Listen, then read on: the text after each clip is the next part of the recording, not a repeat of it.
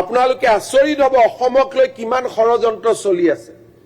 We have find out Facebook account of almost 2,600 ইছলামাবাদৰ পৰা চলে, ৰিয়াধৰ পৰা চলে, সৌদি আৰবিয়াৰ পৰা চলে।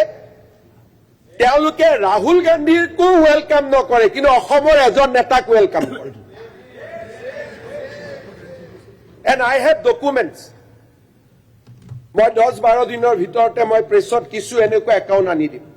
তেওঁলোকে দুটা কামতে টুইট কৰে, ফেচবুক কৰে, হয় পেলেষ্টাইনৰ ওপৰত নহলে অসমৰ ওপৰত, বাকি আন কোনো কামৰ ওপৰত নকৰে।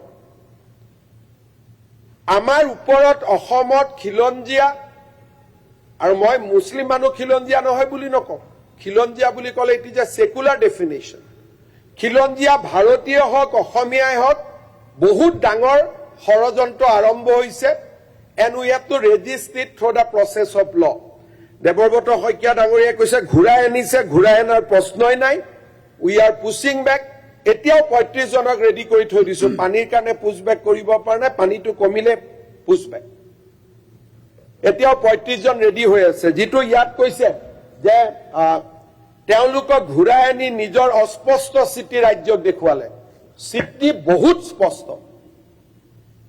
বহুত বেছি স্পষ্ট।